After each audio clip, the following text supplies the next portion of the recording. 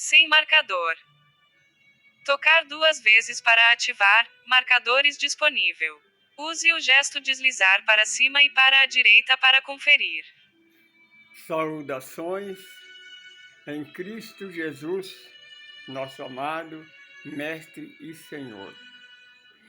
Primeiramente, damos graças a Deus, mais um dia, mais uma oportunidade de ainda estarmos nessa vida, neste corpo físico, neste planeta Terra. Nós somos do grupo ecumênico do Caminho do Amor. Se você está conosco pela primeira vez, seja bem-vindo, mas não se esqueça de cadastrar aí para nos ajudar. Nós não somos uma nova religião, nós não somos uma igreja, nem uma casa espírita. Nós somos um grupo de pesquisa, GK, Grupo Ecumênico do Caminho do Amor. Nós estudamos o mundo espiritual e o mundo material, porque nós temos certeza que existe vida depois da vida e que nós somos eternos. Por isso nós estudamos a Bíblia, a coletânea de livros, mas na luz da doutrina dos Espíritos, porque é uma fé raciocinada. A doutrina religiosa é uma fé cega, dogmática e preconceituosa. E o Mestre Jesus nos orienta. Preconceito separa. Quem tem preconceito está nas trevas. Portanto, meu irmão católico, meu irmão evangélico protestante, tenha cuidado. Jesus, ele declara na Epístola de João, quem tem preconceito está nas trevas. Deus não está nele. Então é bom você dar uma reflexão aí na sua vida espiritual. Estude o Evangelho de João. Você vai entender do que estou dizendo. Nós estamos estudando vida além da vida. Nós usamos os 13 livros de André Luiz, Espírito psicografado por Francisco Cândido Xavier. Ele nos traz informação do mundo espiritual. Nós já colocamos todo o nosso lar. Estamos gravando hoje o segundo livro, que é Os Mensageiros, capítulo 26, que é o diálogo entre família. No capítulo 25, nós falamos do culto no lar, onde a nossa irmã Isabel, com seus 4 filhos, abre-se o Evangelho, segundo André Luiz fala, que ela, na visão material, ela abriu no acaso. Mas André Luiz viu que o seu esposo ajudou ela, né? Abriu na página, por causa de quê? Que tinha que ser essa mensagem. Porque a nossa irmã Joaninha, que leu a primeira mensagem, ela comentou de um recorte no jornal que ela fez, de uma jovem de 19 anos que suicidou-se. E a manchete do jornal dizia assim, ela se matou por muito amar. Aí então a sua mãe explicou, filha, quem ama não mata, ninguém morre por amor. Então, quando abriu a passagem do Evangelho, saiu a semente de mostarda. E Jesus disse, se a tua fé for do tamanho de um grão de mostarda, tu ordenar ao monte que se levante e atire ao mar, ele vai te obedecer. Para nós é impossível, né, amigo? Mas para Deus tudo é possível. Então, deixamos o monte, falamos das montanhas, das nossas dificuldades. Porque as nossas dificuldades, o tamanho dela, quem dá somos nós. Nós é que damos força. É como a figura de Satanás. Satanás não existe, foi criação da igreja. Mas ele tem um poder, segundo a igreja, que supera o poder de Deus. Ele entra na frente de Deus, entra na frente de Jesus, entra na casa daquele que diz servir a Jesus e faz o que quer. Eles fazem isso por não conhecer a verdade. Porque a força maior é o Todo-Poderoso, sabedoria suprema, causa primária de todas as coisas. Fazendo a explicação, ele disse: minha filha, a semente é a menor partícula da mostarda, mas nascendo ela vira árvore.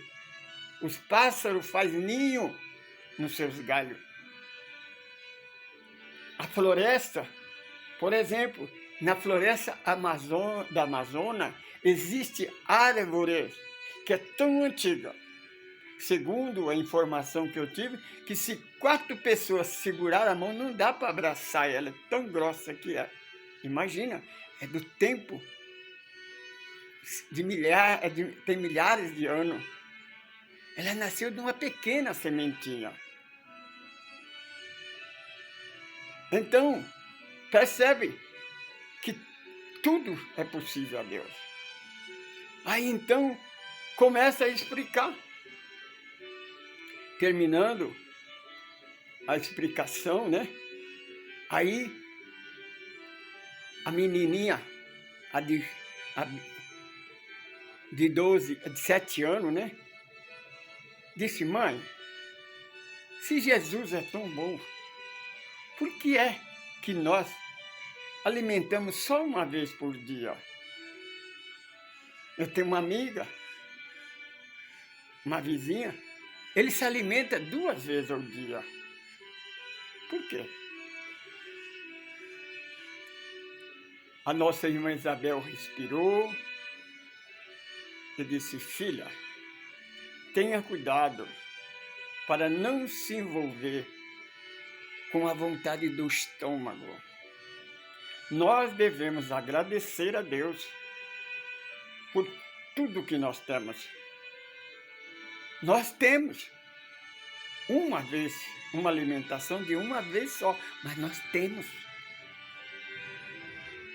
Aí a outra de 9 anos disse: é verdade, minha mãe. Sabe, eu tenho visto pessoas com problema por muita alimentação. Fica obesa, né?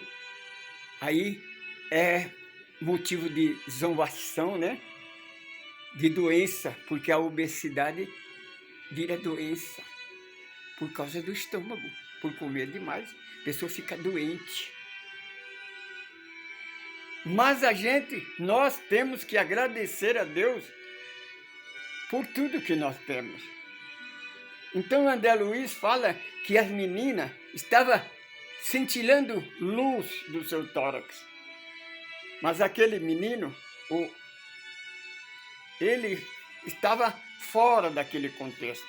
De vez em quando ele dava um sorriso irônico, como dissesse assim: coitado, né? Acredita nessas coisas. Pai, que nós explicamos no capítulo anterior. As 3 irmãs, essas meninas, a mãe e o pai, são do nosso lar. Eles reencarnaram, o pai e a mãe reencarnou no planeta Terra para a missão. Essas 3 meninas vieram para evoluir mais. Mas é o espírito que vê que André Luiz fala que dela emanava luz. Mas o menino estava envolvido com uma sombra. Porque ele foi trazido para essa família com uma encarnação compulsória. Aí ele então diz assim: para a mãe: mãe, o que é que entende a senhora por pobreza? E ela disse: filho, a pobreza não existe na mente, só existe na matéria. Ninguém é pobre.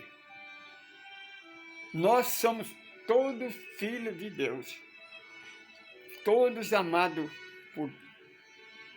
por Deus.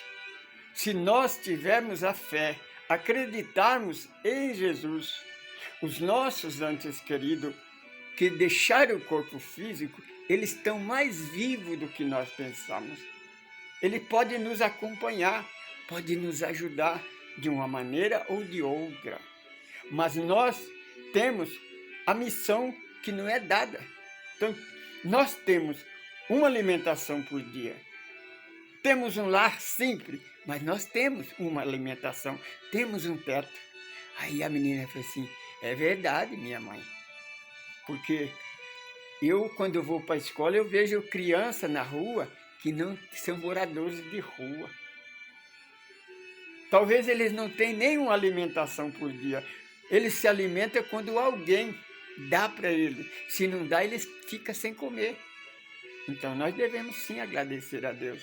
Aí ela fala: sabe, mãe, no meu aniversário, quando a nossa vizinha trouxe aquele bolo para nós, a senhora sabe que eu vi, quando ela veio com o bolo, papai estava ajudando ela a carregar o bolo.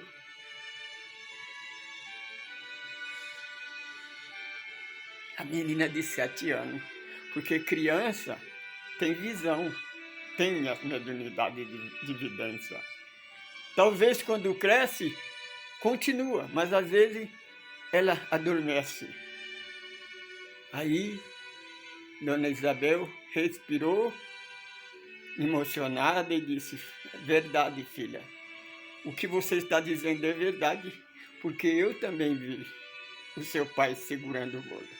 Então percebe que ele não nos abandonou. Aí então o menino falou assim: mãe, quando eu vinha para a escola, um senhor me interpelou, mandou dizer para a senhora se a senhora não quer alugar este salão, essa salinha, para ele guardar os móveis. Ele tem uma fábrica de móveis. Ele paga um bom preço de aluguel para nós. Isso pode resolver o nosso problema. Aí a menininha disse: mãe, não deixa ele fazer isso não. Disse: com certeza, minha filha, ele vai entender, o seu irmãozinho vai entender, que enquanto nós vivermos, este salão será para o trabalho evangélico, para o trabalho de Jesus Cristo. Quando ele crescer, aí virou para a menina e disse: olha, quando você crescer, você trabalha, constrói casa e aluga.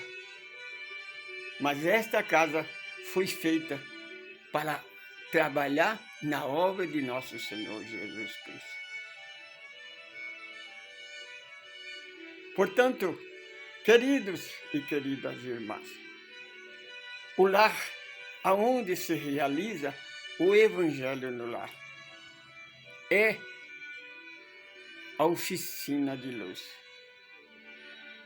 Nós do Grupo Ecumênico do Caminho do Amor, nós fazemos Evangelho no lar junto a uma família que é a Hélio, São Paulo e a Dona Graça, há quase 20 anos. É uma simples reunião de 20, 25 minutos, meia hora. Nós fazemos aquilo que nós sabemos, cantamos música, comentamos alguma coisa. Parece simples. Mas no desdobramento, eu vi o planeta Terra. E do planeta Terra nascia um caminho de luz que desaparecia no universo infinito. O importante, filho, este caminho começa dentro desta casa, começa nesta casa, onde nós realizamos este evangelho no lar. Muitas das famílias nunca deu ouvido, mas tem uma coisa, o evangelho é feito. Nós falamos, nós testemunhamos o Mestre Jesus e fazemos aquilo que é certo.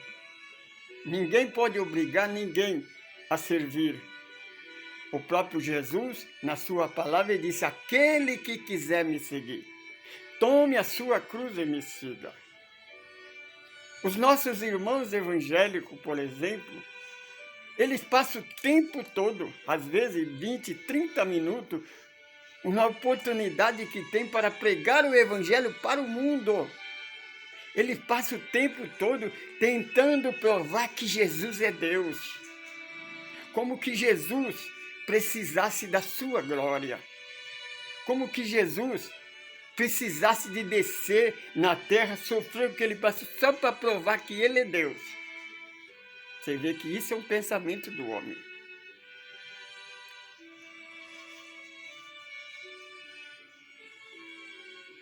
Você compreende, Helena? Muitos não aceitam a reencarnação porque uma igreja tirou, um comandante de uma religião tirou, eles acreditam. Sabe por quê? Porque eles saíram da igreja, mas a igreja não saiu deles.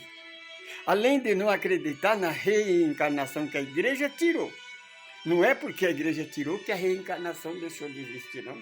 Porque a reencarnação é uma lei universal de Deus. A lei de Deus é imutável. A reencarnação é o segundo maior amor de Deus para com a humanidade. Primeiro foi enviar o seu Filho Jesus, o primogênito, para nos libertar dessa escravidão religiosa. Porque os nossos irmãos evangélicos, que se julga, se acha salvo, se achava privilegiado, eles ainda não aceitaram Jesus. Fala o tempo todo para nós aceitarmos a Jesus, mas eles não aceitaram ainda. Porque a sua fé são 4 dogmas. Esses 4 dogmas foi criado pela Igreja Católica Apostólica Romana, que é o inferno eterno, o céu único, a Santíssima Trindade, o Deus dividido em 3, a triuno, né? O Deus triuno, e Satanás, a figura, o capataz, o capitão do mato, que ela criou para obrigar, para aterrorizar, para criar medo aos seus seguidores. Porque os seus seguidores servem por medo, não por amor. Quando eu vou visitar a igreja em que eu participei, quando evangélico protestante, antes de conhecer a doutrina dos Espíritos, de vez em quando eu vou visitar. Quando eu chego, eles começam a me ameaçar. Por quê? Porque não prega o evangelho. Por que que nossos irmãos evangélicos, em vez de pregar o evangelho de Jesus, pregam o tempo todo a igreja e essa figura mitológica, que é uma mentira, criada pela igreja, a figura de Satanás. Para você que é espírita, na primeira parte, aliás, no livro dos Espíritos, Kardec pergunta: e Satanás, o demônio que a igreja prega, existe? Como eles pregam? O Espírito da Verdade fala: não, ele não existe. Porque se ele existisse, ele teria oportunidade como qualquer um. Porque o Satanás que a igreja criou, ele já nasceu condenado. Ele não tem nem julgamento. Ele já nasceu para ser condenado. Isso é coisa de homem. O amor de Deus é imutável. O amor de Deus, o Evangelho é de amor e nada existe fora deste amor. Eu sou Francisco Pedro. Eu sou um administrador deste grupo. venho convidar a você, venha pesquisar conosco. Segue a Jesus, Ele é o bom pastor. O pastor que deu a vida pelas ovelhas. O pastor homem é lobo vestido de abelha. Tenha cuidado. Saudações em Cristo Jesus. Paz, luz e fraternidade.